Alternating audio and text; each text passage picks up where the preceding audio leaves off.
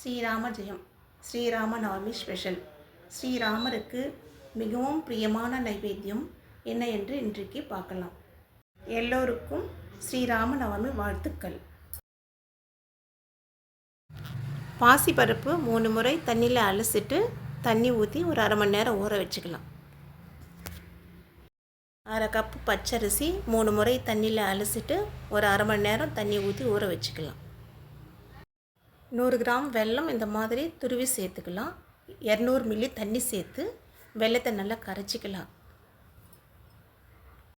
வெல்லம் இந்த மாதிரி கரைச்சி எடுத்துக்கலாம். இப்போ 1/4 டீஸ்பூன் சுக்குத்தூள் சேர்த்துக்கலாம். 1/4 டீஸ்பூன் ஏலக்காய் பவுடர் சேர்த்துக்கலாம். பச்சை கற்பூரம் அரை பிஞ்சு விட ரொம்ப குறைவாக சேர்த்துக்கணும். அதிகமாக சேர்த்தோம்னா ரொம்ப ஸ்மெல் வந்துட்டு சாப்பிட முடியாது. இப்போ கலந்து விட்டுக்கலாம்.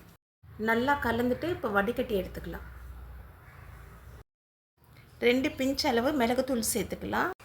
அரை சிட்டிக்கை விட ரொம்ப கம்மியாக சால்ட்டு சேர்த்துக்கலாம். உப்பு சேர்த்தா மாதிரியே தெரியக்கூடாது, அப்போ தான் நல்லாயிருக்கும். எலுமிச்சம்பழம் 1 ஸ்பூன் சேர்த்துக்கலாம், டீஸ்பூன். எல்லா பூஜை நாட்களிலும் நைவேத்தியம் படைக்கிறனாலும் இந்த பானகத்தை ஒன்று படைச்சாவே போகிறங்க. இந்த பானகமே நைவேத்தியத்துக்கு ரொம்ப சாமிக்கு பிரீத்திகரமானது. ஸ்ரீ மகாவிஷ்ணுவின் அவதாரமான ஸ்ரீராமருக்கு மிகவும் பிரியமான துளசி இலையை சேர்த்துக்கலாம். விஷ்ணு பூஜைக்கெல்லாம் துளசி இலை சேர்த்து பூஜை பண்ணுறது ரொம்ப நல்லது. அரிசியை வடிகட்டி எடுத்துக்கலாம்.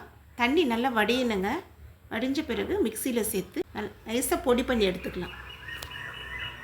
மாவு இந்த மாதிரி நைஸாக அரைச்சி எடுத்துக்கலாங்க. கொழுக்கட்டை மாவு போல் அரைச்சி எடுத்துக்கலாம். இப்போ அரைச்ச மாவு தட்டுலவோ இல்லை ஒரு பவுலவோ சேர்த்துக்கலாம். சேர்த்துட்டு ஒரு 1/4 டீஸ்பூன் ஏலக்காய் தூள் சேர்த்துக்கலாம். ஒரு 3 டேபிள் ஸ்பூன் வெல்லம், துருவின வெல்லம் சேர்த்துக்கலாம். இப்போ எல்லாம் நல்லா மொத்தமாக சேர்த்து நல்லா கலக்கணுங்க. நல்லா கலந்து விட்டால் உருண்டை பதத்துக்கு வரும். ஏன்னா ஈரமாக இருக்கும் இல்லையா மாவு, வெல்லத்தோடு சேர்த்து தண்ணி இல்லாமையே நல்லா கலந்து விட்டுக்கலாம். நல்லா கலந்துட்டா அது உருண்டை பதத்துக்கு இந்த மாதிரி உருண்டை பிடிக்கிற பதத்துக்கு வரும். உருண்டை பிடிச்சிக்கலாம்.